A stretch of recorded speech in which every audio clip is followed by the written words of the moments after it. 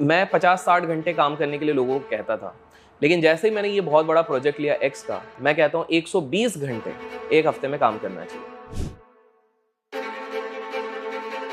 तो इसीलिए हमने अपनी कंपनी में 2023 में एक और नया काम शुरू किया और वो किया है कि सम चैलेंजेस तो आपने बताए हैं आपकी लाइफ के, जब आपने एक समय पे सोचा कि यार हम ईवी स्पेस को डोमिनेट करेंगे, बिकॉज मेरे हिसाब से आप डोमिनेट ही करना चाहते हैं। काफी सारे लोग हैं जो अपना बिजनेस रन करने की कोशिश करें, स्टार्टअप चालू करने की कोशिश करें। ऐसे लोगों को आप कौन से वो 3 से 4 सजेशन देना चाहेंगे आपके अनुभव से? सर्वोटेक का लिए आप आने वाले समय में विजन क्या देखते हैं? मतलब इस कंपनी को आप कहाँ लेके जाना चाहते हैं, कहाँ देखते हैं?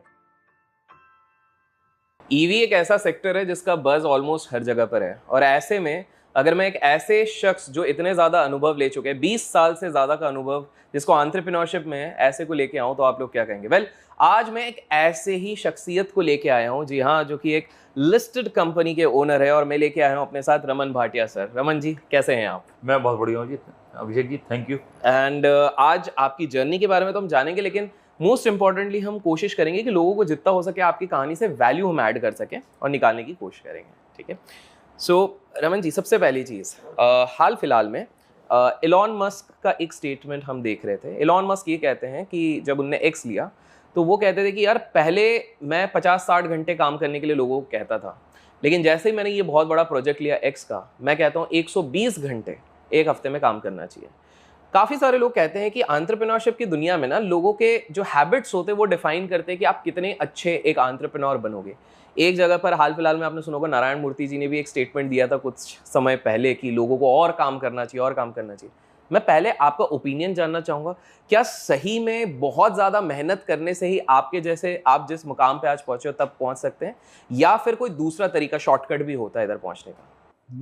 मैंने भी ये सारी स्टेटमेंट सुनी है, बट मेरा ओपिनियन शायद और लोगों से बहुत अलग है। मैं अलग तरीके से सोचता हूँ, लेकिन मैं यहाँ पर एक डिस्क्लेमर देना चाहूँगा कि ये मेरा ओपिनियन है, मेरी सोच है, और हर आदमी स्वतंत्र है अपनी बात को रखने के लिए। मेरा ऐसा मानना है कि मैं आपको एक एग्जांपल देता हूँ कि अगर हम आज से 200 साल पीछे सोचें, तो 200 साल पहले अगर हमें दिल्ली से लखनऊ जाना हो तो बैलगाड़ियाँ होती थी। तो वही सफ़र हमको तय करने में 2 दिन 3 दिन लगते थे। इसके बाद चेंज हुआ, कुछ अच्छे तरीके की गाड़ियाँ आ गई, कुछ और चीज़ें बदली, तो उससे वही टाइम 1 दिन 1.5 दिन लगता था। फिर ट्रेन्स आ गई तो और कम टाइम लगता था। फिर कारें आई, और अभी फ्लाइट्स की बातें करते हैं तो हम 30-40 मिनट में वहाँ पहुँच जाते हैं। मेरा मानना है कि हमें इस पे दिमाग लगाना चाहिए कि हम लीवरेज कैसे कर सकते हैं, that is called leverage mechanism. पे अगर हम दिमाग लगाएं तो इसके लिए कोई जरूरी नहीं है कि मैं 18 घंटे बैठ के भी क्या कर लूंगा या 20 घंटे बैठ के भी क्या कर लूंगा। अगर मैं उसको कम टाइम में करने के मैकेनिज्म क्रिएट कर लूँ, राइट, तो शायद ये चीज़ें बहुत कम टाइम में भी हो सकती हैं। तो टाइम एज अ पर्सन बढ़ाना और अपनी लाइफ को डिसबैलेंस करना, इससे मैं पूरी तरह डिसएग्री करता हूँ। ओके, तो आप कहते हैं बैलेंस बना के चलो और लेवरेज लो, आपके आसपास जो चीजें हो लेवरेज लो। लेवरेज की आपने जब एक बात छेड़ी है, मेरा आपसे एक सवाल है। आप इतनी बढ़िया कंपनी सर्वोटेक चला रहे हैं, आपने कभी अपनी कंपनी के लिए लेवरेज लिया है? ऑब्वियसली। अब मैं अपने जवाब को देने से पहले आपसे ये जानना चाहूंगा कि लेवरेज से आपका क्या मतलब है? आप किस चीज की लेवरेज की बात कर रहे हैं? आप एम्प्लॉय पॉइंट ऑफ व्यू से बात कर रहे हैं, मतलब? देखिए, कंपनी का जब मैंने सवाल पूछा तब तो मैं ऑब्वियसली डेट के हिसाब से पूछ रहा हूँ, कर्जे वाली चीज है। लेकिन मैं दूसरे तरफ से भी पूछ रहा हूँ, मैं कंबाइंड क्वेश्चन पूछ रहा हूँ कि ऐसा तो नहीं है कि ये कंपनी आपने खुद नहीं खड़ी कर दी है पूरी तरीके से, या उसके पीछे भी कोई चीजें थी? तो मैं पूरी वो स्टोरी को समझना चाहता हूँ कि किस प्रकार से आज ये सर्वोटेक की एक जो जर्नी शुरू हुई है। देखिए, आते ही तो आप लिस्ट तो नहीं हो गए होंगे, there would have been a journey, एक पूरा एक एकदम और स्मूथ जर्नी तो नहीं होगी, मुझे नहीं लगता ऐसी होगी। तो मैं उस पूरी जर्नी को समझना चाहता हूँ, और उसमें क्या क्या लेवरेज चीजें रही जिनने आपको पुश किया, वो मैं जानना चाहता हूँ। अब मैं आपको बताता हूँ बड़े मजे की बात कि जब मैंने डिप्लोमा इन इलेक्ट्रॉनिक्स किया, तो हमारे जब फाइनली जिस दिन आपका लास्ट डे होता है, तो हमारे प्रिंसिपल ने एक क्लास ली। उन्होंने हमें 2-3 चीज़ें बताई, जिसको मैंने उसी तरीके से लिया। अगर आप देखें तो पुराने ज़माने में औरतें होती थी, तो जब उनको कोई बात याद रखनी पड़ती थी तो वो अपनी साड़ी में एक गांठ मार लेती थी, दुपट्टे में, ये याद रहे, ठीक है? तो क्योंकि रिमाइंडर के नहीं था उस टाइम, रिमाइंडर का कोई तरीका नहीं था। सेम ऐसे ही उन्होंने जो बातें बताई उसको मैंने अपनी ज़िंदगी में गांठ मार ली। तो उन्होंने 2-3 चीज़ें बताई। पहला उन्होंने कहा कि अगर अपने ज़िंदगी में आगे बढ़ना है तो समझो ज्यादा करो कम। समझो ज्यादा करो कम। दैट मीन प्लानिंग पे ज्यादा टाइम लगाओ, एग्जीक्यूशन पे कम। जो मुझे लगा, जिसने मेरी जिंदगी के अंदर आज मैं जहां भी हूं उसमें बहुत बड़ा रोल निभाया। दूसरा था, वो ये था कि उस जमाने में इंटरनेट नहीं हुआ करते थे, तो मुझे बताया, जो उन्होंने दूसरी सलाह दी वो ये दी कि अगर आपने आगे बढ़ना है तो किताबों से दोस्ती कर लो। यानी कि जो गुरु लोग होते हैं वो मतलब ही हो सकते हैं, जो आपको सिखा रहा है वो मतलब ही हो सकता है, उसका कोई मतलब हो सकता है, किताबों का कोई मतलब नहीं है। तो आप किताबों से दोस्ती कर लो। उसके बाद उसकी जगह इंटरनेट ने ले ली, फिर ई बुक्स ने ले ली, फिर यूट्यूब ने ले ली, चीजें बदलती गई। लेकिन मैं आज भी उनके साथ जुड़ा हुआ हूँ और आज भी मैं एवरेजली 30 मिनट से 45 मिनट एवरीडे पढ़ता हूँ, रोज रोज। तीसरी जो बात थी जिसमें आपकी लीवरेज की बात आ जाती है, वो ये था कि आप कुछ भी सीख लो, कुछ भी पढ़ लो, कुछ भी कर लो, आप मास्टर किसी एक ही सब्जेक्ट की हो सकते हो, ज्ञाता आप बहुत सारे सब्जेक्ट की हो सकते हो, समझ आपको बहुत सारी चीजों की हो सकती है, लेकिन आप मास्टर बहुत सारी चीजों के नहीं हो सकते। तो इट मीन दूसरे कामों को करने के लिए आपको और मास्टर्स की जरूरत पड़ेगी। तो बेटर है कि आप टीम बनाओ और लोगों को साथ में जोड़ो। ओके। तो अगर आप टीम बनाओगे तो लीवरेज होती है ना, आपके टाइम की लीवरेज हो रही है। मैं अकेला काम मैक्सिमम कितना कर लूंगा? 8 घंटे, 10 घंटे, 12 घंटे, 18 घंटे, 24 घंटे, इसके बियॉन्ड तो जा नहीं सकता। लेकिन वहां पे भी मैं 2 दिन, 4 दिन, 5 दिन में गिर जाऊंगा अल्टीमेटली, क्योंकि बॉडी को भी रिकवरी करनी है। इसकी बजाय वो 24 घंटे की बजाय मैं 8 घंटे काम करूं, लेकिन अपने जैसे लोगों को ढूंढ के मैं उनके 8-8 घंटे और डाल लूं सिस्टम में, तो मेरे तो 24 घंटे हो गए ना। तो ये जो एलन मस्क है या कोई भी है, ये एक स्टेटमेंट हो सकती है, क्योंकि आज उनके पास इतनी बड़ी टीम है, इतने लोग हैं, वो उन सबको मोटिवेट करने के लिए हो सकता है उनकी कोई स्टेटमेंट्स हो। मैं उस पर कोई ज्यादा नहीं कमेंट करना चाहता, बट मेरा मानना है कि लाइफ बैलेंस नहीं होगी तो आप आगे नहीं बढ़ सकते। ठीक है, मेरा ना इधर ही लाइफ बैलेंस वाली चीज से एक सवाल मेरे दिमाग में आ रहा है, बिकॉज आपने ये जर्नी बताई है। तो हम बहुत सारे वेस्ट के जब ये बड़े बड़े एंटरप्रेन्योर्स की बात करते हैं तो यूजुअली देखा गया है कि इनके जो घर की स्थिति होती है, घर के मतलब मैं परिवार की स्थिति कह रहा हूँ, उनकी वाइफ्स हो गए, मतलब आपने अक्सर सुना होगा, चाहे हम जेफ बेजोस की बात कर ले, लॉन मस्क की बात कर लें, डाइवोर्स हो रहे हैं, बार बार शादियां हो रही है, जो भी हो रहा है, मतलब दैट इज क्लियरली स्टेटिंग कि वो बिजनेस में तो बहुत अच्छे जा रहे हैं, लेकिन जब उनकी वाइफ की बात आती है, जब उनके बच्चों की बात आती है, तो वो वहां पर मेरे टर्म्स में, ऑब्वियसली हम दोनों अपने ओपिनियन दे रहे हैं, मेरे टर्म्स में वो फेल्ड है उस एरिया में। मैं जानना चाहूंगा if you are open to this thing, क्योंकि मैं चाहता हूं कि हमारी ऑडियंस को कैंडिड और जो एक रियल, बिकॉज उनके पास एक्सेस नहीं रहता है कि हम कंपनी के एमडी से बात कर सके, तो मेरे पास है, तो मैं इस चीज का लेना चाहता हूँ। आपका जो ये पूरा जर्नी रहा है, इसमें आपके वाइफ, आपकी फैमिली का क्या कुछ योगदान रहा है, और if at all you want to share some incident, किस प्रकार से रहा है, would love to know that. दो बहुत बड़े इंसिडेंट हुए हैं जो बहुत पर्सनल हैं, लेकिन आपने जब इस बात को छेड़ा तो मुझे वो दो इंसिडेंट याद आ गए, मैं आपसे शेयर करता हूँ। पहला इंसिडेंट है 1999 का। हमारी फैक्ट्री में आग लग गई। हमारे फादर साहब हमारे साथ होते थे, उनकी एक शॉप होती थी, उसमें भी आग लग गई, सब कुछ जल गया। फादर साहब को पैरालिसिस का अटैक हुआ, ही वॉज इन हॉस्पिटल। तो छोटा ब्रदर जो था वो अपने काम देख रहा था। तो प्रॉब्लम ये हो गई कि मुझे जिन लोगों से हमने पैसा लेना था, वो अपना पैसा भीख की तरह मांगने से नहीं मिल रहा था, क्योंकि आप बर्बाद हो गए। सबको लगता है कि इस टाइम पे क्या करना है, देगे। और जिनके हमने देने थे वो सारे आगे खड़े हो गए कि हमारा पैसा दो। तो मांगने वाले खड़े हैं, जिनसे आपने लेना है वो मिल नहीं रहा। तो ये सिचुएशन थी। अब मैं अकेला था, तो मुझे नहीं समझ आया मैं कहाँ से शुरू करूँ। 4 महीने तक मुझे कंपोज की गोलियां खा के भी नींद नहीं आई आती थी, समझ नहीं आता था मैं शुरू कहाँ से करूँ। मतलब जस्ट लाइक अगर आप देखें तो पुराने टाइम में ना एक विंडो 95 आया करता था जी और टाइम जी जी जी। तो उसमें क्या होता था, वो RAM check, CD ROM check, ये सब होता था। और उस टाइम पे अगर कोई भी दिक्कत आती थी वो बार बार रीस्टार्ट हो जाता था। तो शायद मेरी भी स्थिति वही थी, मैं बार बार रीस्टार्ट करने की कोशिश कर रहा था, बट मैं कहीं पहुंच नहीं रहा था। तो लास्ट में मुझे ये समझ में आया कि यार वाइफ ने कहा कि मैं कुछ कंट्रीब्यूट कर सकती हूँ क्या। तो मैंने कहा तू आ जा। तो she was a house wife. वो आई, उसको पूरी इलेक्ट्रॉनिक्स पढ़ाई, उसको सेल्स समझाई, सिखाई। अच्छी बात यह है कि जो मैंने सिखाया उससे ज्यादा उसने सीखा। मैंने शायद कम सिखाया होगा, उसने सीखने की ललक में कोई कमी नहीं थी। और वो उसने बहुत मेहनत की मेरे साथ। और वो 99 से लेके आज मैं जहां पर भी हूँ, मैं बड़ा क्लियर कह रहा हूँ, आज जहां पर भी हूँ वो उसके बगैर नहीं हो सकता था। वाओ। आज वो कंपनी की कॉर्पोरेट सेल्स डायरेक्टर है।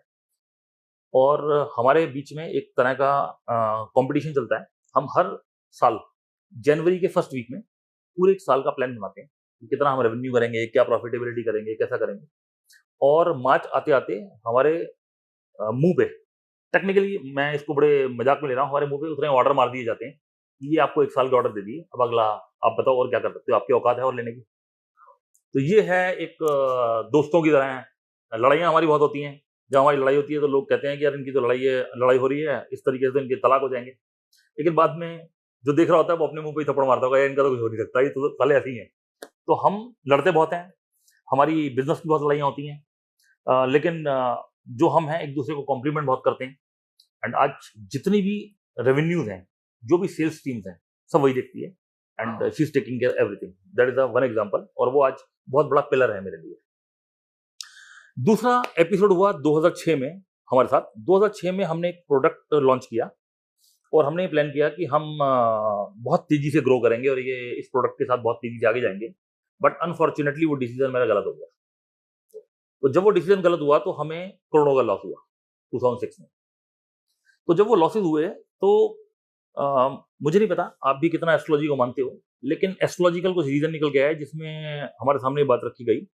अच्छा उस टाइम मेरे ब्रदर ने मुझे जॉइन किया। तो हमें किसी एस्ट्रोलॉजर ने बोला कि रमन जी आपको ये जो लॉसेस हो रहे हैं ये आपके ब्रदर की वजह से हो रहे हैं। आपके ब्रदर ने क्योंकि आपको जॉइन किया है, इसकी वजह से हो रहा है। तो बेटर है अगर आप उसकी हेल्प करना चाहते हो तो उसको आप अलग बिज़नेस करा दो, तो आप शायद बच जाओगे।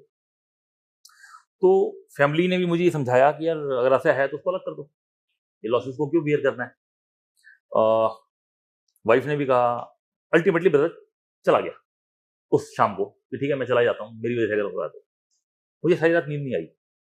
मैंने सारी रात बैठ के सोचा कि यार हो सकता है एस्ट्रोलॉजर ठीक हो, उसके एस्ट्रोलॉजी में कोई गलती नहीं है, ही विल बी करेक्ट।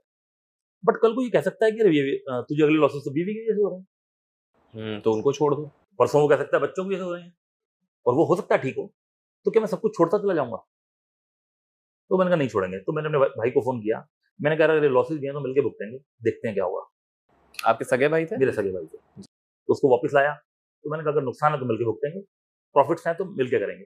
और अगर टाइम मैंने सुना है कि एक जैसा नहीं रहता तो ये भी नहीं रहेगा, निकल जाएंगे इससे। तो वो भी मेरा एक पिलर है, आज वो भी मेरे साथ है और मैं जहाँ कह दूँ जैसे कह दूँ वो उस तरीके से मेरे साथ खड़ा है। तो ये बैलेंस है जीवन का और मेरा ऐसा मानना है कि शायद भगवान दिख रहा है और बहुत कुछ उसे दिया है और शायद इतनी मजबूत लोग मेरे साथ जुड़े हैं। ये तो मेरी फैमिली हो गई। अब मैं अगर फैमिली से बाहर जाऊँ तो ऐसे एम्प्लॉइज़ हैं, जब 2006 में लॉसेस हुए तो ये हमारे पास 145 एम्प्लॉइज़ थे, 145। तो उनमें से लगभग 139 एम्प्लॉइज़ हमें निकालने पड़े और सबको ये कहना पड़ा हाथ जोड़ के कि हमारे पास पैसे नहीं है आपको सैलरी देने के लिए, तो रिक्वेस्ट है आप देख लीजिए अगर कहीं आपको नौकरी मिल जाती है तो। बट लास्ट में 3 या 4 लोग बचे, जिसमें ये लग रहा था कि अगर इनको भी निकाल दिया तो कल को मैं दोबारा काम कैसे शुरू करूँगा? तो ये तो मुझे चाहिए। तो वो कुछ लोग थे जिनको मैं नहीं निकाल पाया, मैं नहीं निकालना चाहता था। तो उनको मैंने बोला कि यार मैं चाहता तो नहीं आप जाओ, लेकिन मेरे पास पैसे नहीं है आपको सैलरी देने के, मैं क्या करूँ? तो वो लोगों ने मुझे ये कहा कि रमन जी जितने पैसे आप घर ले जाओगे ना खाना खाने के लिए उतने हमें दे देना, काम इकट्ठे करेंगे। वाओ! वो लोग आज भी मेरे साथ हैं। ये आपके लेवरेज है। क्या बात है। आपने जब ये पूरी दास्तां बताई ना तो मैं एक चीज़ ऑब्जर्व कर रहा था। सोचिए एक एस्ट्रोलॉजर ने बोला, आपने भाई को पहले करा। टेक्निकली आपको डर लगा होगा कहीं न कहीं कि मैं किस प्रकार से, बट फिर भी आपने वो लीप ऑफ फेथ लिया, वापस बुलाया भाई को कि देखा जाएगा, लॉस साथ में। आज के समय में रमन जी क्या हो रहा है कि छोटी-छोटी चीज़ों को लेकर 16-17 साल के बच्चे, आपने सुना होगा इंसिडेंट, कोटा जा रहे हैं, मार्क्स नहीं आ रहे हैं, वो लोग सुसाइड कर दे रहे हैं। फिर उसके बाद बड़े लोगों में बात करें, शादी अच्छे से चले नहीं, परेशान है, 2 साल में सुसाइड कर ले रहे हैं। बहुत बड़ा नुकसान हो गया है, चाहे वो बिजनेस में हो, स्टॉक मार्केट में हो, गोल्ड में हो, कहीं पर भी हो, नुकसान हो गया तो सुसाइड कर लिया।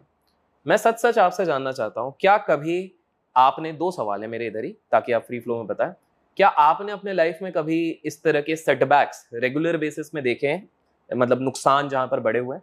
और दूसरा, क्या आपके दिमाग में भी कभी ऐसा सोच आया है? अगर आया है, स्वाभाविक सी बात है आज आप हमारे सामने बैठे हैं तो आपने वो अटेम्प्ट शायद नहीं किया हुआ, जब आया होगा, किस चीज ने आपको रोक के रखा जिसके चक्कर में आज रमन रमन भाटिया यहाँ पर बैठे हुए हैं?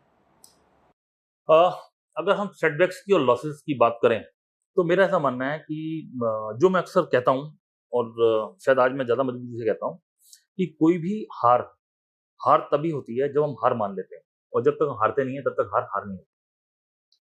क्योंकि आप चाहे कार रेस देखिए, आप चाहे क्रिकेट मैच देखिए, चाहे आप फुटबॉल देखिए, उसमें आपको एक टेनियर दिया जाता है, जैसे 50 ओवर का मैच है या 20 ओवर का मैच है, तो इसका मतलब यही है ना कि आपको उस 20 ओवर में उतने रन बनाने हैं जितने दूसरी टीम ने बना लिए। अगर एक ही ओवर में डिसाइड होना होता किसी का भी, तो एक ही ओवर के मैच होते ना। 20 ओवर इसलिए बनाए गए हैं कि आप उसके अंदर एक अप डाउन से गुजरेंगे। लाइफ भी ऐसी है, लाइफ भी ऐसी है, आपको प्लस माइनस देखते हैं। मैंने अपनी जिंदगी में, मैं बहुत डिटेल में नहीं जाऊंगा, नहीं तो पॉडकास्ट बहुत लंबा हो जाएगा। मैंने अपना जीवन जहां से स्टार्ट किया था, तो मेरा जो पहला सेटबैक था वो 1992 में। लेकिन यस, वहां पर वो जो लॉस था उस टाइम का मेरी जिंदगी का सबसे बड़ा लॉस था। मैंने क्या किया था उसकी बात बाद में करूंगा, मैं पहले ये आपको एक गिनती बताता हूँ। पहला जो लॉस मैंने देखा अपनी जिंदगी का वो 92 में देखा, उसके बाद 94 में, फिर 96 में, फिर 98 में, हर 2-2 साल में आपको हाँ जी, लॉस। फिर 99 में, फिर 2003 में, फिर 2006 में, फिर 2008 में रिसेशन आ गया था, अगर आपको याद हो, जी लेमन जी ब्रदर्स जी, का लेमन हुआ वाला था, जी। तो सारे प्रोजेक्ट्स बंद हो गए थे। फिर 2014 में, फिर 2018-19 में, और 2020 में तो हम सब ने देखा है कोविड। तो ये एक जर्नी रही है। लेकिन सबके अंदर जब 1992 की बात करते हैं तो वो लॉस शायद सुन के लोगों को हंसी आएगी। मेरा 19,000 रुपए का लॉस था, सिर्फ 19,000 रुपए का आज की फिगर के हिसाब से। लेकिन उस जमाने में वो 19,000 रुपए बहुत सारे थे, और मैं सुसाइड करने निकल पड़ा कि ट्रेन के सामने आके मैं जान दे दूंगा। और मजे की बात यह है कि जो मैंने डिसीजन वहां लिया, वो डिसीजन मैं आज आपके पॉडकास्ट के माध्यम से लोगों को कहना चाहूंगा, और मैं चाहूंगा कि अगर किसी भी तरीके से वो इसको अंडरलाइन स्टेटमेंट मान लें तो शायद बहुतों की जिंदगी बदल जाएगी। और वो ये था, जब मैं ट्रेन पे मरने के लिए जा रहा था, तो चलते हुए एक बात सोची, और कृपा भगवान की, शायद उसने मुझे वो मेरी बुद्धि में वो चीज डाली।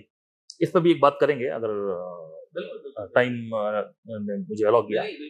तो क्या हुआ, मैंने ये सोचा कि जो आदमी आत्महत्या करता है उससे ज्यादा ताकतवर इस दुनिया में कोई नहीं है। उससे ज्यादा ताकतवर कोई नहीं कोई है। नहीं है। उसकी वजह है, अगर मैं आपको ये कहूं कि आप एक ब्लेड लें और अपनी उंगली काटें, तो आप नहीं काट पाएंगे। हाँ नहीं, बिल्कुल नहीं काट पाएंगे, बिल्कुल। ठीक है ना। मैं आपको कहूं कि अपने मुंह पे मार दें, आप नहीं मार हाथ पाएंगे, कांपेंगे, बिल्कुल। कर ही नहीं पाएंगे, आप वहां तक जा ही नहीं पाएंगे। अपने मुंह पे ढंग से थप्पड़ नहीं मार सकते, दूसरा शायद बहुत तेजी से मार देगा, राइट। लेकिन जब एक आदमी ये डिसीजन लेके अपने आप को मार लेता है, तो सोचो कितनी ताकत होगी उसके अंदर, कितनी हिम्मत थी जो वो अपने आप को मार पाया। बस प्रॉब्लम ये है कि वो वाली हिम्मत जो उसने अपने आप को मारने में लगाई, अगर वो अपनी प्रॉब्लम्स को मारने में लगा देता तो जिंदगी बदल जाती। ताकतवर तो बहुत था, बस ये करना नहीं आया, ताकत को डाइवर्ट नहीं कर पाया, ठीक जगह पर डायरेक्शन नहीं दे पाया उसको। ये है प्रॉब्लम। वो शायद मेरे दिमाग में बात आई, और मैं वहां से वापस आया और अपनी प्रॉब्लम से लड़ा, और मैं वहां से बाहर निकला। किसी जमाने में मुझे एक एस्ट्रोलॉजर ने ये बोला, मैं याद आता है मुझे 97-98 की बात है, मुझे लॉसेस हुए, तो उसने मुझे ये बोला कि आपको 2012 या 2014 में आपको करोड़ों के लॉस होंगे। 2012 और 14 में आपको करोड़ों के लॉस होंगे।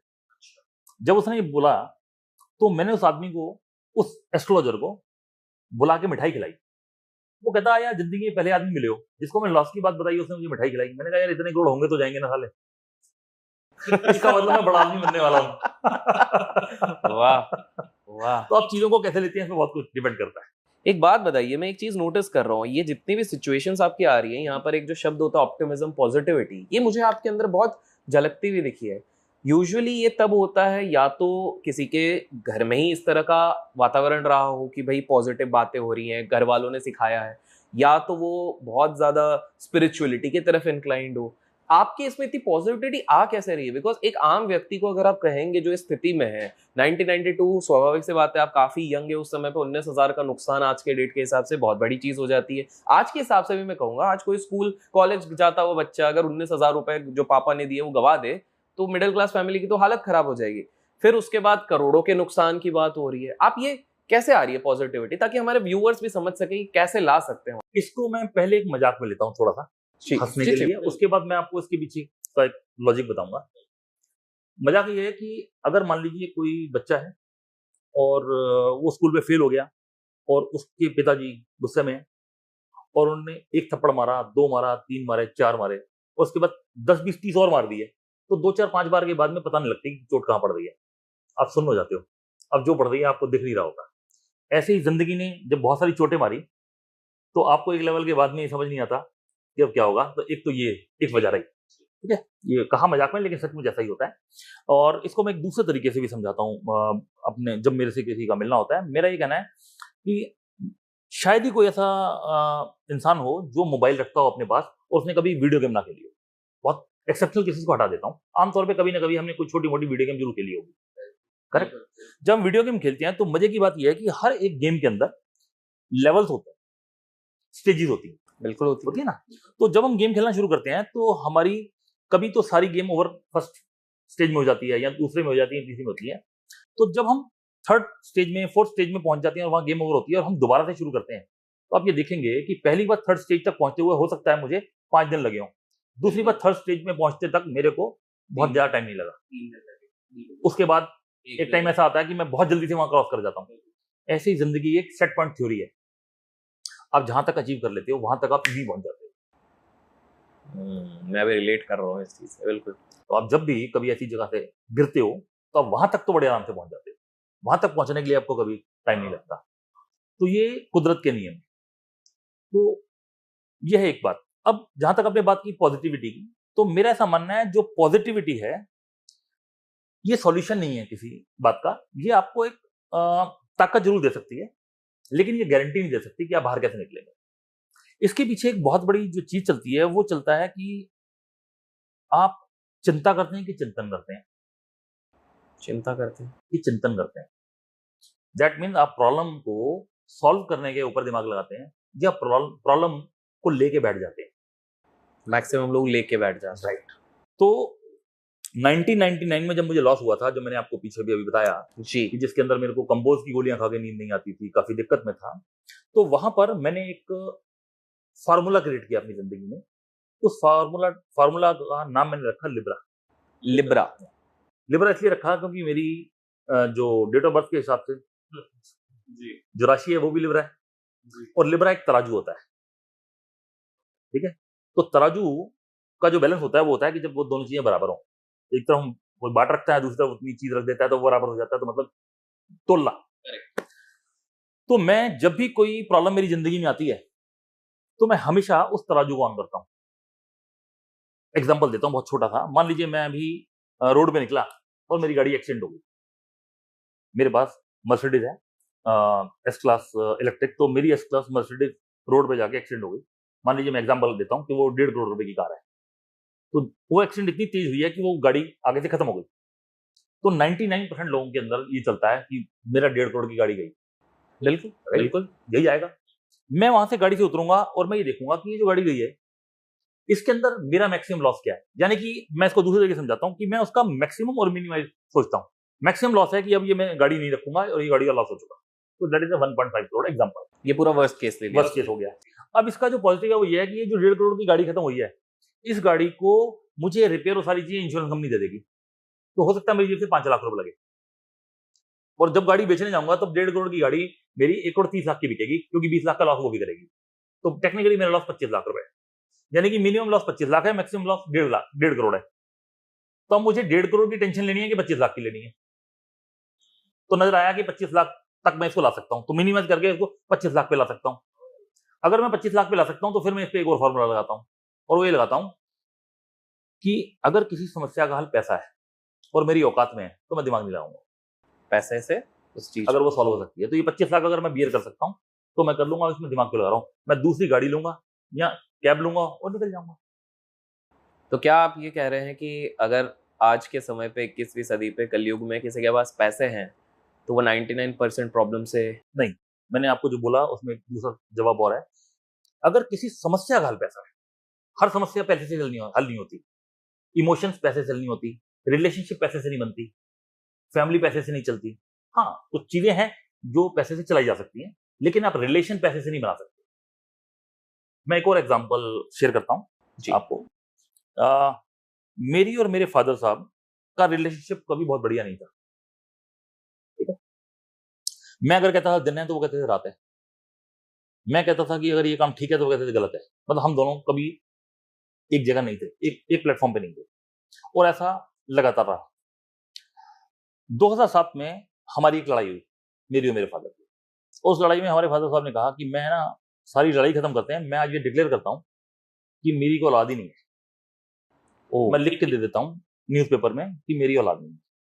तो मैंने कहा जी कि आप क्या लिख के दोगे? मैं लिख के देता हूँ कि मेरे फादर ही नहीं है, मैं आपको खत्म करता हूँ, निपटाता हूँ। तो ये लेवल की लड़ाई। अब ये लड़ाई हुई तो मैं वहां से निकल गया। अब जब निकला तो वही जो मैंने 92 की आपसे एक एग्जांपल शेयर किया, वही एग्जांपल वापस मैंने कहा यार, मैं जो अपनी ताकत है वो अपने और अपने फादर साहब की बीच की लड़ाई को खत्म करने में क्यों नहीं लगाता? क्योंकि उस दिन में मैं निकल पड़ा था कि मैं अपने आप को खत्म कर दूंगा आज, गाड़ी लेके निकल पड़ा था। तो मैंने गाड़ी वापस यू टर्न मोड़ी और मैंने कहा ये इस प्रॉब्लम को खत्म करते हैं। वापस आया, अपने फादर साहब का हाथ पकड़ा, ऑफिस के अंदर ले गया, अंदर से मैंने केबिन को लॉक किया और बिठा दिया। मैंने कहा देखो आपने डिसाइड कर लिया कि आज के बाद आपकी औलाद नहीं है? कहते जी बिल्कुल। मैंने कहा मैंने भी डिसाइड कर लिया आज के बाद मेरे फादर नहीं है। जब हमने डिसाइड ही कर लिया तो ये रिलेशनशिप मर गई? कहते बिल्कुल मर गई। तो मैंने कहा एक घटिया दोस्तों की तरह आमने सामने बैठो और पेपर में लिखो आपकी प्रॉब्लम क्या है और मैं भी लिखता हूँ मेरी प्रॉब्लम क्या है, और इसके बाद पेपर एक्सचेंज करेंगे और एक हफ्ते तक देखेंगे हम प्रॉब्लम सॉल्व कर सकते हैं क्या। तो we have exchange the papers. तो उन्होंने जितनी प्रॉब्लम्स लिखी उन सबकी प्रॉब्लम्स का एक ही जवाब था, मतलब एक ही जो हो कह सकते हो आप कंक्लूजन था, वो ये था कि मुझे लगता है तो मेरी इज्जत नहीं करता। और मेरी सारी प्रॉब्लम्स का एक पेपर पे जब एनालाइज किया गया तो उसका एक ही था कि आपको मेरे हर काम में टांग अड़ाने की बीमारी है। ये बीमारी थी। जी जी जी। तो ये पेपर एक्सचेंज हुआ, वो दिन है और आज का दिन है, दुनिया हमारी रिलेशनशिप से जलती है, इतना स्ट्रॉन्ग बॉन्ड हो चुका जी। है आपका। तो इसको हम ऐसा कह सकते हैं कि कभी कभार केवल एक क्लियर कट कम्युनिकेशन अगर रिश्तों के बीच में किया जाए। कभी कभार नहीं, हमेशा ही। आमतौर पे जितने भी रिलेशनशिप मैंने अपनी जिंदगी में खराब होते देखे हैं, उनका मूल जड़ एक ही थी कि वो एक दूसरे से बात ही नहीं की, अपनी प्रॉब्लम शेयर ही नहीं की। एज्यूम कर लेते हैं, मुझे लगता है वो ऐसा सोचता होगा, मेरा मानना है वो गलत होगा, मैं जानता हूं वो गलत होगा, ये मैं जानता हूं, मैंने क्या पूछा, क्या बताया, क्या उसको बोला मुझे तेरे से ये प्रॉब्लम है, ये बात ही नहीं होती। तो आज हमारी कंपनी में ये कल्चर है, हमें कुछ भी करना होता है, कुछ भी, हम वो टेबल पे लाते हैं एम्प्लॉइज के और हम उसमें वोटिंग कराते हैं, कुछ भी हो, कोई भी चेंज छोटा सा कुछ भी चेंज हो। Okay. अगर हमें एक अपने वॉशरूम के अंदर भी कोई चेंजेस करने हैं और उसमें हमें ये मानना है कि ये लेडी कैसे लेगी और जेंट्स कैसे लेंगे, तो उसकी वोटिंग होगी। मैं I am not a part, but वो एक सिस्टम क्रिएट हो गया। कंपनी की आपने बात करी और जब आप बात कर रहे थे मर्सिडीज ईवी वाली, तो मेरे दिमाग में सवाल एक ये उठ रहा था कि आप लोग भी ईवी के सेक्टर में ही काम करते हैं। ईवी स्पेस बहुत ज्यादा आपको क्लटर्ड नहीं लगता? ऐसा नहीं लगता इधर कंपटीशन काफी ज्यादा बढ़ चुका है, बहुत एक्सट्रीम कंपटीशन है? कैसे आपको लगता है कि आपकी कंपनी जो सर्वोटेक की अगर मैं बात करता हूँ, ये किस प्रकार से कट थ्रू कंपटीशन में सरवाइव कर पाएगी? मैं आपसे ये जानना चाहता हूँ कि कौन सा ऐसा बिजनेस है या कौन सी ऐसी चीज है जो दुनिया में बहुत तेजी से अडॉप्ट हुई हो और उसमें कंपटीशन ना हो। ऐसा तो कोई नहीं है। तो इसका बड़ा बढ़िया सा एक एग्जांपल देता हूँ आपको। 2003 में जब मुझे लॉस हुआ था, जब मैं दिक्कत में आया, तो प्रॉब्लम इतनी बड़ी थी कि हमें ये लगा कि अब हम जिंदा नहीं रह पाएंगे एज अ कंपनी। तो मैंने अपनी वाइफ को कहा कि ये कंपनी जैसी भी है, इसको जितना चला लेगी उससे घर के खर्चे चली जाएंगे, तो उतना काम तो तू कर, मैं नौकरी ढूंढ लेता हूँ। और मैं नौकरी ढूंढने निकल पड़ा।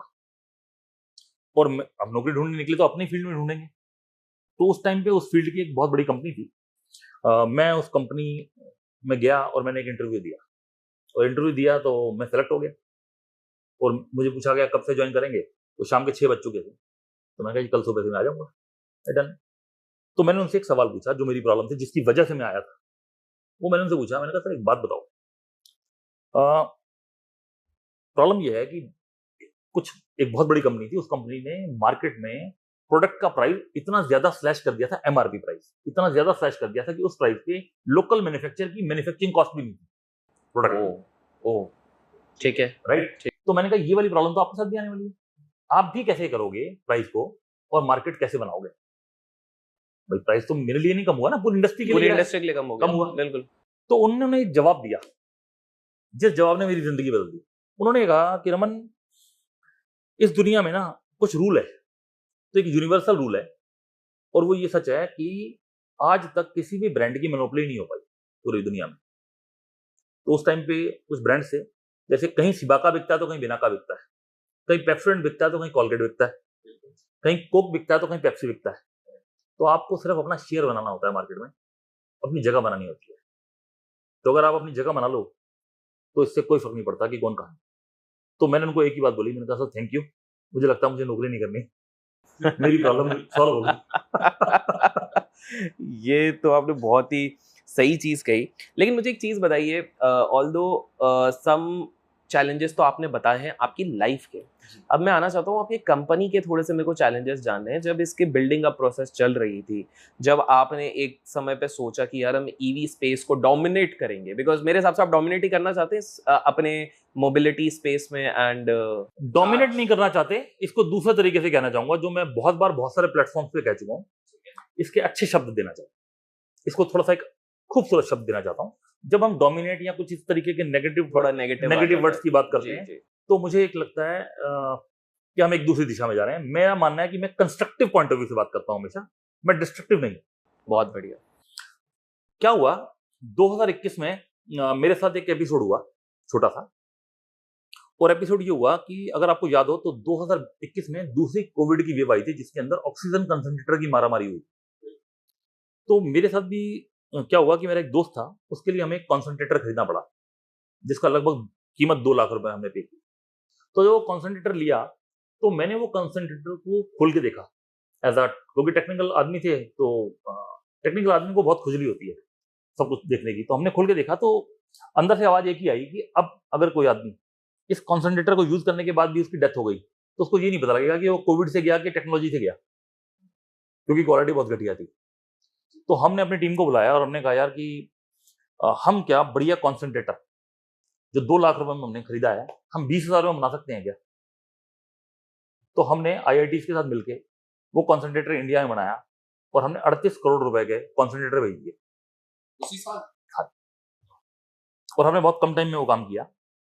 तो जब हमने ये काम किया तो एक दिशा मिली, और मन में ख्याल आया कि यार क्यों नहीं हम ईवी में जो काम कर रहे हैं इसके अंदर भी हम कुछ बड़ा काम करें। अब बड़ा काम कैसे?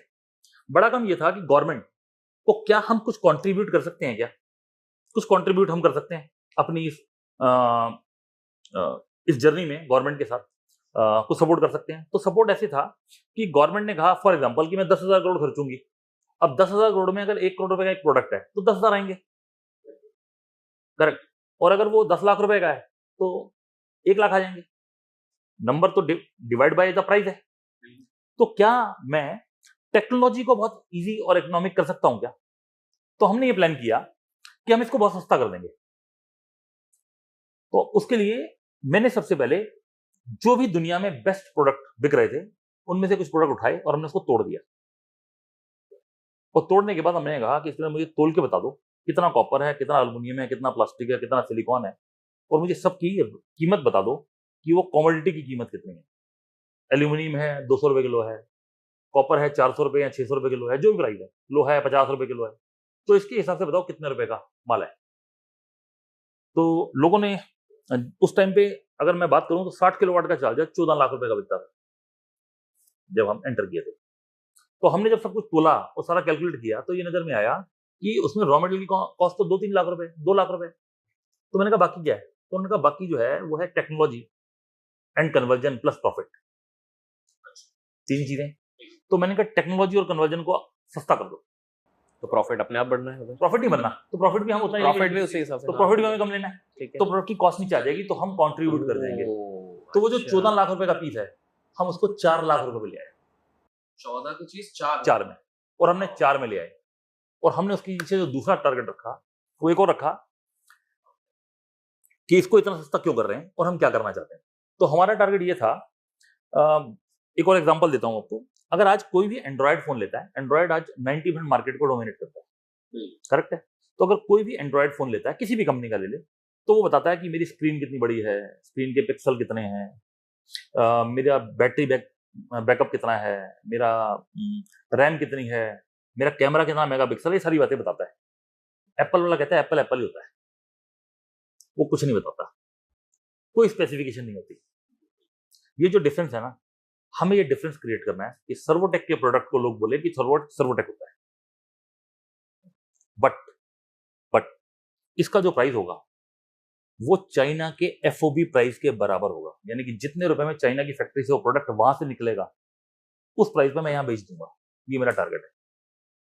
तो जितने रुपए में गवर्नमेंट कंपनी या PSUs 1000 पीस खरीदना चाहते थे, उतने में हमने उनको 2500 पीस दिए।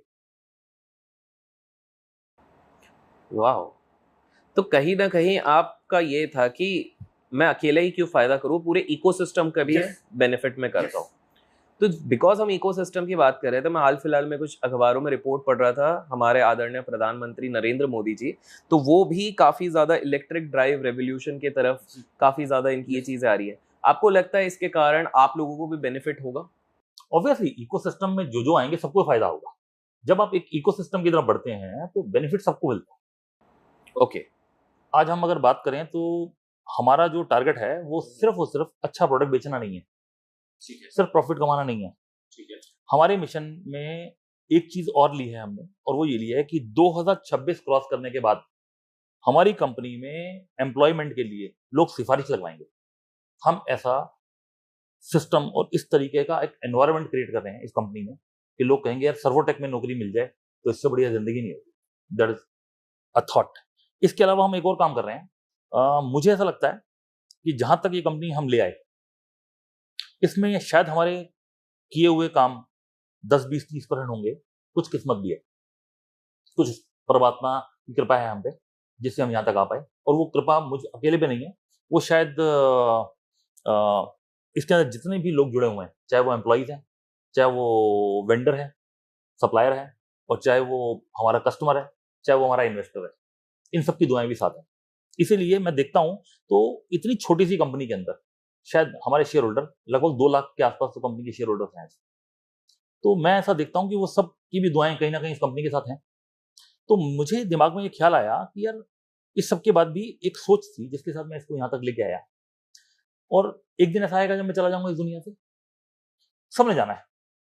तो अगर ये चला जाऊंगा तो क्या ये कंपनी इस सोच को कैरी फॉरवर्ड कर पाएगी? तो मैं इसकी गारंटी नहीं ले सकता, क्योंकि मुझे नहीं पता कि जब कल कोई इसको संभाल रहा होगा मैं उस पर कितना विश्वास करूं या ना करूं। तो इसीलिए हमने अपनी कंपनी में 2023 में एक और नया काम शुरू किया है, और वो किया है कि सर्वोटेक का बिजनेस कॉन्टिन्यूटी प्लान 2073 क्या होगा, यानी कि 2073 में कंपनी कैसी होगी। ये लास्ट ईयर ही आपने ये लास्ट ईयर हमने इस पे काम करना शुरू कर दिया। तो इसके लिए हमने टेक्नोलॉजी के अंदर AR, AI, VR सब कुछ हम टेक्नोलॉजी में डाल रहे हैं। मैं कैसे सोचता हूं, सेल्स का बंदा कैसे सोचता है, सारिका कैसे सोचती है, उसको ऑर्डर कैसे मिलते हैं, तो कौन कौन क्या काम कैसे करता है, उन सारी थॉट्स को, उन सारी इमोशंस को हम प्रोसेस में कन्वर्ट करने की कोशिश कर रहे हैं। वाह। जब आप प्रोसेस की बात कर रहे हैं, ये मेरे हिसाब से किसी ने भी यूजुअली ऑन अ पॉडकास्ट किसी CEO MD लेवल के नहीं पूछा, पर मैं पूछना चाहूँगा। तो जब हमने बाहर के कुछ सक्सेसफुल एंटरप्रेन्योर्स की स्टडी करी है, तो एक चीज़ थी, स्टीव जॉब्स जिनने एप्पल बनाया है, वो स्टार्टिंग में अपने ऑफिस में जब घुसते थे तो एक उनका बोर्ड बना हुआ था जिसमें कि उन्हें लिखा रहता था कि मैं, और कुछ इमेजेस थी कि मैं दुनिया की सबसे बेटर और बेस्ट कंपनी बनाऊंगा, इस तरह से उन्होंने मेंशन किया था। और आज हम जानते हैं कि सबसे ज़्यादा आईफोन ही बिकते हैं, सबसे ज़्यादा क्वालिटी वही है।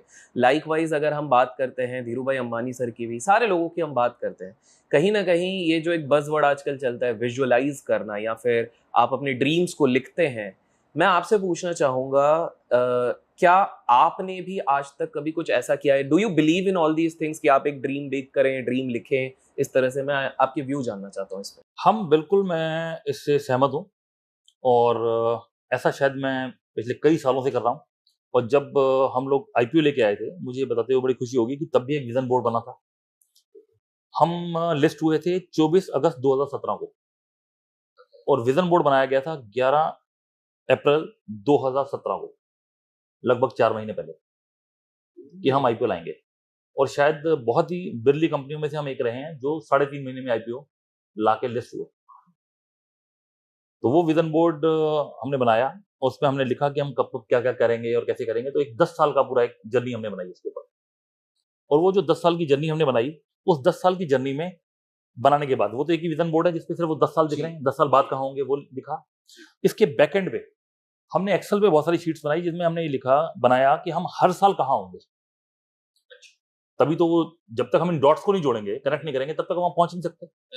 तो हमने वो जो डॉट्स बनाए थे, तो 2024 अगस्त में हमें कहाँ होना चाहिए था उन डॉट्स के पॉइंट ऑफ व्यू से, हम 0.25% आगे थे इससे।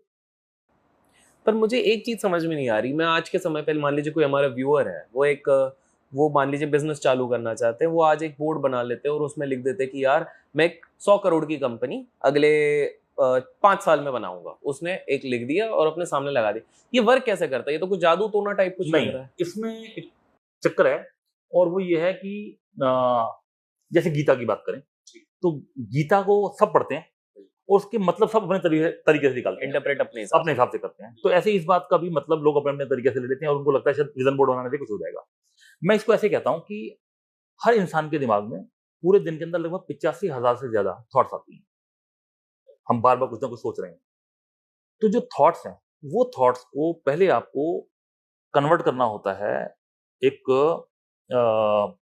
इसका एक सिस्टम है, पहले हमारी एक फील होती है, फील को थॉट में कन्वर्ट करना होता है, थॉट से हमें उसके ऊपर एक्शन लेना होता है, एक्शन से रियलिटी क्रिएट होती है। तो लोग क्या करते हैं, एक्शन मिस कर देते हैं, वो सिर्फ थॉट वहीं पर रह जाता है। थॉट को विजन बोर्ड पे ले आते हैं और वो कहते हैं भाई इसकी पूजा करो, रोज धूपबत्ती जलाओ, शायद कुछ हो जाएगा। ऐसा नहीं होता है। ये थॉट या ये विजन बोर्ड बनाने से होता क्या है, ये आपको एक एक्शन प्लान बनाने की इजाजत देता है, आप उस दिशा में सोच पाए। अगर आप उस दिशा में सोच पाएंगे और उसके हिसाब से एक्शन प्लान करेंगे तो आप एक्शन लेंगे, ठीक है ना। जैसे वो कहते हैं कि कुछ मैंने कहावत सुनी है, बोया पेड़ बबूल का नीम कहाँ से हो, कुछ ऐसे कहा है ना। जी जी तो जी जी। आपकी थॉट्स क्या है, राइट, तो एक्शन भी उसी दिशा में होंगे। तो आपके एक्शन फोकस्ड हो जाए, इसके लिए आपको विजन बोर्ड बनाना होता है। ये नहीं है कि विजन बोर्ड बना लिया और काम हो जाए। करेक्ट। इस पे एक बड़ी मजे की बात है, बहुत छोटी थी। बिल्कुल बिल्कुल बिल्कुल। एक बार क्या हुआ, एक राजा था, उस राजा ने कहा यार कि मुझे कोई एक बंदा मिलवाओ जो बहुत अच्छा तीरंदाज हो। बहुत सारे बंदे बुलाए गए लेकिन अच्छा कोई तीरंदाज नहीं मिला। एक दिन राजा किसी जंगल में जा रहा था, उसने देखा यार कि हर पेड़ के ऊपर एक निशाना लगा हुआ है और तीर जो लगा हुआ बिल्कुल निशाने के सेंटर में लगा हुआ है। बड़ा खुश, यार ये तो बहुत बढ़िया है, कहते हैं इसको लेके आओ यार। उसको लाया, कर यार इतना बढ़िया निशाने वाला कहाँ है, कहता जहां जहां तीर लगते हैं मैं गोला खींच देता हूँ। तो ये लॉजिक नहीं चलेगा। ओके। तो विजन बोर्ड आपको बनाना है, वाह, फिर उस दिशा में काम करना है। ये आपने पूरा प्रैक्टिकल एक वो बताया, क्योंकि काफी मैंने देखा हुआ है ये बिजनेस कोचेस जिनने बहुत सारे, मैं जज नहीं करना चाहता हूँ बट बहुतों ने खुद ने नहीं किया है, बट वो वही बोलते हैं कि विजन बोर्ड लगा दो और बस आपके सपने साकार हो जाएंगे। लेकिन आपने कहा कि एक्शन उस तरफ पे लेना सबसे ज्यादा इंपॉर्टेंट, तभी रियलिटी क्रिएट होती है। ओके। और आपने जो ये बताया 60 या 70,000 थॉट्स होते हैं, तो जब आप विजन बोर्ड रखते हो तो आपका शायद फोकस रहता होगा और थॉट्स उस तरफ अलाइन। यस, तो हम अगर इसकी बात करें तो एक 10 साल का विजन बनाया हमने पहले, फिर हमने उसको तोड़ा एक एक साल में, फिर एक एक साल को हम क्वार्टर में तोड़ते हैं, फिर क्वार्टर को हम मंथ में तोड़ते हैं, फिर मंथ को हम वीक में तोड़ते हैं। अच्छा, पूरा उसको Yes. ये मतलब पूरा स्ट्रक्चर्ड प्लान बनाया हुआ है। यस, स्ट्रक्चर्ड प्लान है। और उसके बाद हम उसको रिव्यू करते हैं हर महीने की फर्स्ट वीक में। हम लास्ट वीक को प्लान मतलब रिव्यू करते हैं और हर मंथ के लास्ट वीक में हम अगले वीक को, अगले मंथ को रोल आउट करते हैं। Got it. जब मैंने आपके ऊपर रिसर्च करी थी तो आपने एक अंश ऑलरेडी टच किया हुआ है। आप ये नहीं पता था मुझे आपके और आपके पिताजी का रिलेशनशिप पहले कैसा था और बाद में कैसा हुआ, लेकिन जितना मैंने पता किया था कि आपके पिताजी ने साइकिल के बिजनेस से शुरुआत करी थी। स्वाभाविक सी बात है, पापा भी एक तरीके से एंटरप्रेन्योर ही हुए। आपने उनसे क्या चीजें सीखी थी जिसने आपको फ्यूचर में हेल्प करी? कुछ तो चीजें अवश्य सीखी होंगी, एक दो चीजें जिसने आपको आपके बिजनेस को बिल्ड करने में या कहीं पर हेल्प करी। बहुत बड़ी हेल्प करी है। एक तो ये कि कमिटमेंट के पक्के रहो। ओके, जुबा के पक्के। जो उनके मैंने अपनी जिंदगी में देखा है, हिसाब के बहुत पक्के रहे, जुबान के बहुत पक्के रहे, जो कह दिया वो किया, ये एक बहुत अच्छी बात थी। दूसरी बात, वो परिवार को साथ लेके चले।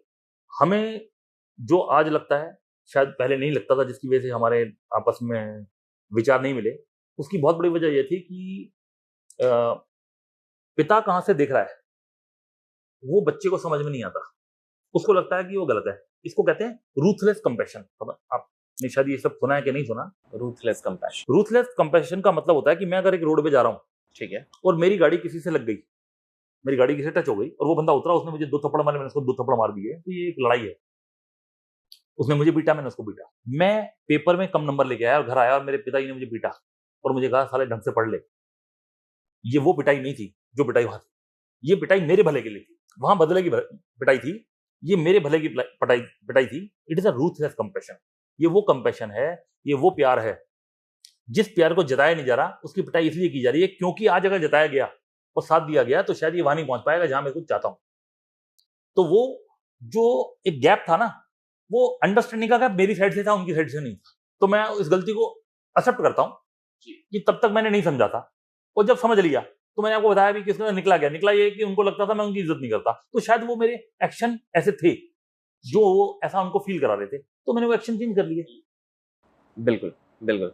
तो इससे मेरे को एक जनरल आपका भी व्यू जानना है कि आज के समय में काफ़ी सारे लोग हैं जो अपना बिज़नेस रन करने की कोशिश करें, स्टार्टअप चालू करने की कोशिश करें। ऐसे लोगों को आप कौन से वो 3 से 4 सजेशन देना चाहेंगे आपके अनुभव से कि बॉस, अगर तुमको आगे चल के सर्वोटेक जैसी कंपनी या और बड़ी कंपनी या जो भी जिस भी फील्ड में कंपनी बनानी है, तो इसके लिए ये 3-4 चीज़ें आपको बिज़नेस में ध्यान रखनी ही चाहिए, अदरवाइज़ आपके सक्सेस होने के चांसेस बहुत कम हैं। सर, मैं इसमें सबसे पहली बात जो करना चाहूंगा, जो मैं देख पा रहा हूँ अभी, ये उसकी वजह से बोल पा रहा हूँ। आजकल ये जो स्टार्टअप का कंसेप्ट आ गया ना, वैल्यूएशन बहुत सारी चीजों का, इस सब में जो घुस गए हैं ना, और जो ये बर्निंग रेट की बातें होने लग गई हैं, जो इस तरफ चले जाते हैं ना, ये सबसे बड़ा बेवकूफाना कदम है मेरा। लेकिन आजकल यही चल रहा है, ट्रेंड तो सर यही है। सर देखो, ट्रेंड तो बहुत सारे इस दुनिया में आए हैं, लेकिन आप ये बताओ कि कौन से ट्रेंड लॉन्ग लास्टिंग है? बचता तो वही है जिसने पैसा कमाया। बिल्कुल। इसके अलावा तो जितने मर्जी ट्रेंड करो, अल्टीमेटली तो वो डब्बे में जाने वाली है। कोई पहले चला जाता है, कोई बाद में चला जाता है। बस शर्त यह है कि आप कितनी देर तक रह पाओगे बाहर, लेकिन अल्टीमेटली वो बंद होने वाला है। लेकिन अगर आपने कमाया है, अगर आपकी फाइनेंशियल बेस मजबूत है, तो चीजें बदल जाती हैं। तो मैंने मेरा बेटा जब 12th क्लास की उसने, तो उसने मुझसे आगे पूछा कि पापा मैं क्या करूं अब आगे, मुझे एडवाइस करो। मैंने अपने बच्चों को कभी भी फोर्स नहीं किया कि तुम्हें ये करना है या ये नहीं करना। तो मेरे बेटे ने मुझसे पूछा कि मुझे क्या करना चाहिए, तो मैंने कहा देख तू कुछ भी कर ले, लेकिन एग्जाम्पल तू कहता है मैं एमबीए करूंगा, तो एमबीए करेगा तो एमबीए फाइनेंस में कर लेगा, एमबीए मार्केटिंग में कर लेगा, या एमबीए एचआर में कर लेगा। तो उस फील्ड का तो मास्टर हो जाएगा। तो कहेगा मैं बीटेक कर लेता हूँ, तो बीटेक में तो टेक्नोलॉजी में चला जाएगा, सिविल्स में चला जाएगा, मैकेनिकल में चला जाएगा, इलेक्ट्रॉनिक में चला जाएगा। किसी एक ही चीज को समझ सकता है, सबको नहीं। तो इसलिए मैं तो तेरे को सिर्फ 3 ही सलाह दूंगा, जो मैं यहां पर भी देना चाहता हूं। वो 3 सलाहें उसको जो मैंने दी, वो ये दी कि पहली सलाह तो तेरे को ये है कि तू किसी भी एक ही फील्ड का मास्टर हो सकता है, सभी का नहीं। तो अगर तेरे को बड़ा बनना है, तो तेरे को लोगों को अपना बनाना सीख और टीम बनाना सीख। That is very very important. That is number 1। तो इससे पहले कि मैं आपको सेकंड पॉइंट बोलने का वो दूं, रमन जी मुझे एक चीज बताइए। आपने एक जैसे आपने बेटे को सजेशन दिया कि स्किल तो आप कोई ना कोई एक चीज में स्पेशलाइज कर दोगे, बट लोगों के साथ रिलेशनशिप आप बना के रखो। मैं आपसे पूछना चाहूंगा, देखिए ज्ञान देना काफी आसान होता है, मतलब हमारे घर वाले भी दुनिया भर के ज्ञान देते हैं, बट बहुत सारे वो खुद पे फॉलो ही नहीं करते। आप अपने लाइफ में कितना महत्वपूर्ण समझते हैं कि बिजनेस में या in general in life, Raman ji के लाइफ में रिलेशनशिप्स ने एक बहुत इंपॉर्टेंट रोल प्ले किया? और क्या आप किसी प्रकार से कुछ कहानी या कोई चीज बता सकते हैं जिससे हमें पता लगे कि आप रिलेशनशिप्स को कितना महत्व देते हैं? सर, मेरे रिलेशनशिप को महत्व देने में एक बड़ी मजे की बात है, अक्सर मैं एक अलग तरीके की प्रॉब्लम देखता हूँ अपने जीवन में, और वो ऐसे देखता हूँ, मतलब ये प्रॉब्लम नहीं कहूंगा मैं इसको, लेकिन होती भी है। क्या होता है, बहुत बार कोई भी व्यक्ति आपको जब कोई अचानक फोन करता है, जो अक्सर नहीं मिलता आपसे, या आपके पास आ जाता है, तो 90% लोग ये मानते हैं कि कोई काम से आया होगा। तो मैं अगर किसी को भी कॉल करता हूँ बिना किसी काम के, और यहाँ उसे मिलने पहुंच जाता हूँ, तो मुझे इस तरीके का एम्बेरसमेंट कई बार देखनी पड़ती थी कि वो बंदा अंदर से यही सोच रहा होता था किस काम से आया है, कहीं पैसे तो नहीं मांग लेगा, या कहीं इसको काम तो नहीं है। जब हम काफ़ी एक लेवल डाउन थे, आज की बात नहीं है, आज तो चलो बहुत कुछ बदल गया भगवान की कृपा से। तो लोग ऐसा कहते थे, तो पूछते थे सर कोई काम है, तो मैं अक्सर एक ही बात कहता था, मैं बिना काम के भी आता हूँ, मैं बिना काम के भी फोन करता हूँ। तो अब मेरे बारे में ये ट्रेंड बन गया कि यार इसका फोन आना है मतलब कोई काम नहीं होगा, मतलब ये करता है। तो that is a one type of relationship. Okay, तो लोग कहते हैं कि इतना बिजी होने के बाद भी तू यार फोन भी कर लेता है, तू आ भी जाता है, हम तो टाइम नहीं निकाल पाते, ऐसा अक्सर मेरे को सुनने को मिलता है। अब अगर मैं वैसे बात करूं कि रिलेशनशिप की, तो मुझे ये कहते हुए बड़ा अच्छा लगेगा कि 95 में शायद हिंदुस्तान के अंदर मोबाइल आए थे, और 96 में मैंने अपनी जिंदगी में पहला मोबाइल खरीदा था। वाह। तो जब मैंने मोबाइल खरीदा तो पहला मोबाइल था मेरे पास मोटोरोला D628। तो मुझे एक लड़का बेचने आया था वो मोबाइल, और आज मेरे हाथ में जो आखिरी मोबाइल अभी तक का जो मेरे हाथ में है, ये मोबाइल भी उसी लड़के ने मुझे दिया है। वाओ, तो आप सोच सकते हैं 95 में 96 बेच से है। आज तक वो, और अभी now he has joined our company as a team member. जहां हम अब रह रहे हैं, मैं 95 में यहाँ शिफ्ट हुआ था। 95 से लेके आज तक मेरा हेयर ड्रेसर एक ही है, वही मेरे बाल काटता है, एक ही है। जिस कंपनी की मैंने जीन्स पहली बार अपनी जिंदगी में पहनी थी, वही नंबर और वही कंपनी की जीन्स, उसी ब्रांड की जीन्स में आज तक वही पहनता हूँ, मैंने कभी चेंज नहीं की। तो ये एक रिलेशनशिप का तरीका है। और अगर मैं ये बात करूं तो आज जो कंपनी में एम्प्लॉइज हैं, तो उसमें लगभग 35% से ज्यादा एम्प्लॉइज वो हैं जिनको मेरे साथ 10 साल से ज्यादा हो चुके हैं कंपनी में। इवन कई लोग ऐसे हैं जिनको 30 साल भी हो गए हैं, 29 साल भी हो गए हमारी कंपनी में। तो ऐसे लोग भी हमारे साथ हैं। क्या बात है। तो आपको लगता है एक बिजनेसमैन के लाइफ में या किसी भी सक्सेसफुल इंसान के लाइफ में रिलेशनशिप बिल्डिंग बहुत ज्यादा इंपॉर्टेंट हो जाती है? मुझे ऐसा लगता है कि अगर आप सोचें तो ये जो दुनिया है, ये सब चल ही रिलेशन पे रही है। हम कहीं ना कहीं किसी ना किसी तरीके से किसी ना किसी से कनेक्टेड है। ठीक है, मैं इसको एक दूसरे तरीके से बोलता हूं। हर इंसान की जिंदगी में हर इंसान की जिंदगी में हर इंसान जिंदगी को 4 हिस्सों में जीता है। ठीक है, पहला हिस्सा, मैं जो आपसे बात कर रहा हूं वो बात कर रहा हूं हिंदुस्तानी कल्चर पॉइंट ऑफ व्यू से। ठीक है, ये अप्लाई करती होगी और जगहों पे भी, लेकिन मैं हिंदुस्तानी कल्चर पे बात कर रहा हूं। तो पहला पार्ट जो होता है जिंदगी का, वो होता है जिसको हम कहते हैं फैमिली लाइफ। हम एक फैमिली लाइफ जीते हैं जिसके अंदर आपके माँ बाप या आपके भाई बहन या आपकी हस्बैंड वाइफ या बच्चे, that is a family life. दूसरी जो लाइफ जीता है वो जीता है सोशल लाइफ, जिसमें रिलेटिव, दोस्त, ये सब आते हैं। तीसरी लाइफ होती है प्रोफेशनल या बिजनेस लाइफ, ओके, जिससे वो पैसा बनाता है। और चौथी लाइफ होती है पर्सनल लाइफ, जिसमें वो किसी से भी कुछ शेयर नहीं करता, जिसमें वो सिर्फ खुद को जानता है और खुद से ही बात करता है। जिसमें अगर उसको वाइफ से कोई प्रॉब्लम है, फादर से प्रॉब्लम है, मदर से प्रॉब्लम है, किसी से प्रॉब्लम है, या किसी के बारे में कुछ है, तो वो सिर्फ खुद के पास ही है। या कुछ चीज ऐसी होती है वो करता है और वो किसी से शेयर नहीं करता। करेक्ट है? तो ये टोटल 4 तरह की जिंदगी जीता है। इसमें जो तीसरे नंबर पे जिंदगी है वो है प्रोफेशनल या बिजनेस लाइफ। ये लाइफ इन बाकी की 3 लाइफ को ड्राइव करती है। दैट इज कॉल्ड पैसा, स्टेटस, पोजीशन। ये अगर आपके पास नहीं है तो आपकी पर्सनल लाइफ भी ठीक नहीं चलेगी, आपकी फैमिली लाइफ ठीक नहीं चलेगी, आपकी सोशल लाइफ ठीक नहीं चलेगी। Wow, okay. So coming back to entrepreneurs के लिए हम 3 सजेशन दे रहे थे। तो पहला सजेशन आपने दिया कि रिलेशनशिप एंड टीम बिल्डिंग पे ध्यान दिया जाए। बाकी 2 सर मैं आपसे तो उसके बाद बेटे को ये समझाया कि दूसरा जो पार्ट है वो है फाइनेंस विद गवर्नेंस। मेरा ये मानना है कि पैसा किसी का भी हो, पैसा अपना हो, पैसा लोन का हो, पैसा इन्वेस्टर का हो, पैसा प्रॉफिट का हो, कोई भी हो, ज्यादा हो या कम हो, दोनों ही कंडीशन में ऊपर का 3 इंच खराब करता है। ये जो ऊपर का 3 इंच है ना, सारी गेम यहीं से है। इसके ऊपर एक छोटी सी कहानी किसी ने मुझे जिंदगी में सुनाई थी, मैं आपसे शेयर करना चाहूंगा। और मुझे लगता है कि ये कहानी काफी बढ़िया है। एक टाइम में क्या हुआ कि एक बार शनि भगवान किसी एक व्यक्ति के दोस्त थे, और वो अक्सर रोज शाम को उसके साथ शाम को शतरंज खेलने आते थे। तो एक दिन शाम को शतरंज खेल के जब शतरंज की खेल खत्म हुआ, जाने लगे, तो वो कहने लगे, यार मैं तेरे को एक बात कहना चाहता हूँ। तो बताओ जी। कहता है परसों से मैं शतरंज खेलने नहीं आऊंगा। कहता क्यों? कहते एक्चुअली परसों से ना मैं तेरे पे आ रहा हूँ। वो कहते हैं ना शनि का टाइम बड़ा खराब होता है। तो शनि देव कहते हैं कि मैं परसों से तेरे पे आ रहा हूँ, तो मैं नहीं आ पाऊंगा खेलने अब तेरे साथ। तो तुझे एज अ दोस्त मुझसे कुछ मांगना हो तो मांग लियो। तो बड़ा टेंशन में आ जाता, सारी रात नींद नहीं आती, फैमिली से भी पूछता है, सलाह लेता है, तो अल्टीमेटली एक कंक्लूजन में पहुंच जाता है। शाम को वो आते हैं, चेस खेलते हैं, जाने लगते हैं। तो कहते हैं यार मैं कल से आऊंगा नहीं, तो बता दोस्त के नाते मेरे से तेरे को क्या चाहिए। तो कहता है ये मैं नहीं चाहता कि मैं सृष्टि के नियमों का उल्लंघन कराऊं दोस्ती के नाते, तो मैं नहीं चाहता कि आप कुछ भी करें, सिर्फ एक ही काम कर दें मेरे लिए। मैं बताओ क्या करूं? कहते आप ना सिर्फ मुझे ये आशीर्वाद दें कि कुछ भी हो जाए मेरा दिमाग खराब ना हो, बस ये आशीर्वाद दें। तो शनि भगवान कहते हैं फिर मुझे आगे करना क्या है? मैं तो सिर्फ दिमाग खराब करता हूं, बाकी तो आदमी खुद कर लेता है। तो इसलिए कहावत बनी है, विनाश काले विपरीत बुद्धि। Wow wow, okay okay, right. तो ये जो है, तो मैं यही कहता हूँ कि जो फाइनेंस विद गवर्नेंस की बात करता हूँ, तो वो जो पैसा है आज वो एक मेटलिस्टिक बहुत स्ट्रांग पावर है, और ये अक्सर हमें किसी भी दिशा में मोड़ सकती है, कम होने में या ज्यादा होने में।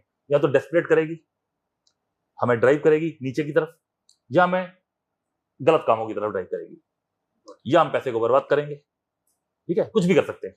तो मेरा ये कहना है कि फाइनेंस विद गवर्नेंस, यानी कि वो कम हो या ज्यादा हो, वो एक एक्सटर्नल फैक्टर है, वो आपके माइंडसेट को डिस्टर्ब नहीं करे। आपको ये सीखना बहुत जरूरी है। Wow, okay, you have to be balance in both the side. That is number 2।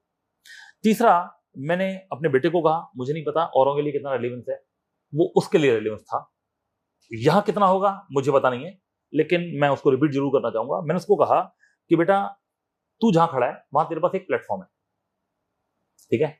तो मैं तेरे को ये सलाह देना चाहूंगा कि जिंदगी में जो भी काम करे वो कंप्लायंसेस के बेस पे होना चाहिए, आउट ऑफ द कंप्लायंस में, यानी कि legally you have to do everything right, it should not be wrong अगर जिंदगी में आगे बढ़ना है। तो मैंने अगर जिंदगी में कुछ गलतियां की होंगी, राइट, आपको नहीं पता होता, तो वो दो ही वजहों से की होगी, या तो मेरी मजबूरी होगी और या मुझे पता नहीं होगा। तो जो पता नहीं था, जब पता लगा मैंने ठीक कर लिया, और अगर मेरी मजबूरी थी तो मैंने मजबूरी को मार दिया और मैं ठीक हो गया। बट तेरे लिए तो ये दोनों चीजें नहीं है। तेरी कोई मजबूरी नहीं है क्योंकि तेरे को खाने पीने की या किसी चीज की चिंता नहीं है आज इस जीवन में, करेक्ट, और एक प्लेटफॉर्म भी है। तो तुझे कुछ गलत क्यों करना है? वाह।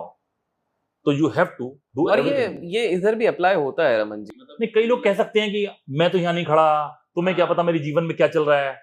हर आदमी के पास अपना, बट जो भी व्यक्ति इस पर्टिकुलर वीडियो को लाइक कर रहा है, किसी भी प्लेटफॉर्म पे देख रहा है, मेरे हिसाब से वो 70-80% जो लोगों से तो ज्यादा लकी है, क्योंकि इंटरनेट है, इंस्ट्रूमेंट है, Correct. तो उसके पास तो है ये तो चीज। ये एक विचार है, एक सोचने का तरीका है, हर आदमी किस तरीके से सोचता है। तो मैंने इसीलिए कहा कि ये मैंने तो एडवाइस तब भी दे दी, इसलिए मैंने इस बात को यहाँ डिक्लेयर गॉट किया। It, got it. मेरा फाइनल सवाल है, वैसे सवाल तो बहुत है लेकिन आपके समय की भी रिस्पेक्ट करते हुए आखिरी सवाल है, सर्वोटेक का लिए आप आने वाले समय में विजन क्या देखते हैं? मतलब इस कंपनी को आप कहाँ लेके जाना चाहते हैं, कहाँ देखते हैं? क्योंकि मुझे अभी भी, अब मैं अगर इसको पूरा कनेक्ट द डॉट्स करूं, तो एक रमन थे जिनका 19,000 का नुकसान हुआ था लाइफ की स्टार्टिंग में, और वो शायद अटेम्प्ट टू सुसाइड करने जा रहे थे, और आज एक रमन हमारे सामने बैठे हुए हैं जो इतनी बड़ी कंपनी को रन कर रहे हैं। तो मैं जानना चाहूंगा कि आज आपका विजन क्या है आपकी कंपनी के लिए? मैं आपको जो कहा था मैं वहीं वापस आता हूं, और मैं ये कहना चाहता हूं कि मैं एक एप्पल के लेवल का यूजर एक्सपीरियंस देते हुए एक ऐसा प्रोडक्ट, ऐसे प्रोडक्ट्स अब हिंदुस्तान को नहीं, इस ग्लोब को देना चाहता हूं, और ये दिखाना चाहता हूं कि इंडियन कंपनीज भी कॉम्पीट कर सकती हैं इंटरनेशनल क्वालिटीज से, और हम भी इंटरनेशनली सबको सर्व कर सकते हैं। इस तरीके की एक बड़ी कंपनी बनाना चाहते हैं इसको, लेकिन हम प्राइस में कंपीट करना चाहते हैं विद द चाइनीज ब्रांड्स और चाइनीज कंपनीज, कि हम उनसे सस्ते हैं और क्वालिटी में है हम एप्पल जैसे हैं। इस तरीके के प्रोडक्ट देना चाहते हैं, और एक इकोसिस्टम क्रिएट करना चाहते हैं जो कंट्रीब्यूट करे हिंदुस्तान की जीडीपी में, तरक्की में। और इसके लिए अब हम 55 और कंट्रीज को टारगेट कर रहे हैं, जहां पर हम बहुत जल्दी बिजनेस शुरू करेंगे। और मुझे कहते हुए बड़ी खुशी होती है कि लास्ट ईयर में हमारा करीब 14% बिजनेस एक्सपोर्ट था। वाओ वाओ, और 55 कंट्रीज आप कह रहे हैं हम टारगेट कर रहे हैं। वाओ। एक और मेरा जस्ट लास्ट क्वेश्चन था, ऑल्दो टेक्निकली गाइस पॉडकास्ट के हिसाब से एंड होना चाहिए, लेकिन मेरा सवाल है तो मैं पूछना चाहता हूँ कि जब मैं आपके रिसर्च कर रहा था तो मेरे को पता लगा था कि आपकी कंपनी ने इस साल इंट्रोड्यूस किया था इंडिया का first fast charging interoperability solutions. ये थोड़े टेक्निकल शब्द है, मैं टेक्निकल फील्ड का हूं नहीं। तो मैंने एक चीज देखी कि आपकी कंपनी ने समय समय पे कुछ ना कुछ नया करने की कोशिश करी है, जिसके लिए आपको भी अवार्ड्स मिले। फॉर एग्जाम्पल, आपको अवार्ड मिला था, लीडरशिप अवार्ड मिला था, बिकॉज आपने unique EV charging technology develop करी थी। फिर ग्रीन एंटरप्रेन्योर अवार्ड मिला था आपको एक समय पे, क्योंकि आपने सस्टेनेबल प्रोडक्ट्स बनाए थे। बिजनेस लीडर अवार्ड मिला था आपको। इस तरह से मतलब लिस्ट तो काफी ज्यादा है, अभी मैं सारे अवार्ड पढ़ने बैठूंगा तो उसके 10-15 मिनट निकल जाएंगे। मुझे ये चीज समझनी है कि ये बेसिकली आपको अवार्ड्स किस धारणा पे मिल रही है? मतलब आप ऐसा क्या कर रहे हैं इंडस्ट्री में, ईवी इंडस्ट्री में, जिसके चक्कर में आपको एक्सेप्टेबिलिटी मिल रही है? मैं इसको जो समझता हूँ, मैं बहुत ज्यादा टेक्निकल तो नहीं हूँ जी, ठीक है, मैं इलेक्ट्रॉनिक्स में पढ़ा हूँ, मेरे पास एक अच्छी टीम है, लेकिन मुझे ऐसा लगता है कि एक शब्द जो मैंने सुना है, एक छोटी सी बात वो आपने भी सुनी होगी, वो है आवश्यकता आविष्कार की जननी है, राइट? तो जब हम आवश्यकता की बात करते हैं तो आवश्यकता का मतलब है यूजर की डिमांड, यूजर क्या चाहता है। आमतौर पे टेक्नोलॉजी डेवलप करते हुए जब आप यूजर एक्सपीरियंस की बात करते हैं तो आप ध्यान से देखें कि एप्पल में और एंड्रॉयड में जो डिफरेंस है वो सिर्फ यूजर एक्सपीरियंस का है, इसके अलावा कोई फर्क नहीं है। बहुत साल पहले मैं एक इसमें चीज ऐड करूंगा, मुझे मर्सिडीज कभी पसंद नहीं आती थी। उसकी वजह एक ही थी, मैं टेक्नोलॉजी वाला आदमी था, तो मैं जब देखता था उसमें कोई फीचर ही नहीं था। जब फीचर की बात करता था तो वो कहते थे यार ये मर्सिडीज है, करेक्ट, बट मुझे वो पसंद नहीं आती थी। फिर ये सोचा यार कि सब लोग मर्सिडीज क्यों खरीद लेते हैं, एक बार खरीद के देखते हैं। जब मर्सिडीज खरीदी तो ये समझ में आया काफी टाइम के बाद कि यार मर्सिडीज में वो सारी चीजें कई साल पहले थी, और वो जो एक यूजर एक्सपीरियंस वो दे रही थी सालों से, वो उसको पब्लिश नहीं कर रही थी। तो इसी तरीके के प्रोडक्ट, वो सारी चीजें हम एक यूजर एक्सपीरियंस देना चाहते हैं। Amazing amazing. तो रमन जी, मुझे तो आपसे बात करके बहुत ही ज्यादा आनंद मिला है। आई एम प्रीटी श्योर कि हमारे ऑडियंस को भी काफी सीखने मिला। तो सबसे पहले तो बहुत बहुत धन्यवाद, थैंक यू, आपने आपका बहुमूल्य समय दिया। एंड गाइज, अगर आप लोग चाहते हैं कि आने वाले समय में जब सर के पास समय हो, आने वाले समय पे हम कभी ईवी इंडस्ट्री के बारे में और इन डेप्थ बात करें, इनके मार्केट, बिकॉज अभी तो हमने इनका सिर्फ 10% ज्ञान लिया हुआ है एक्सपीरियंस के हिसाब से, बहुत ज्यादा चीजें बाकी हैं। तो अगर आपको ऐसा चाहिए तो कमेंट्स में ईवी जरूर लिखिएगा, लाइक जितना हो सके कीजिएगा। And thank you everyone, thank you so much Raman sir, thank you.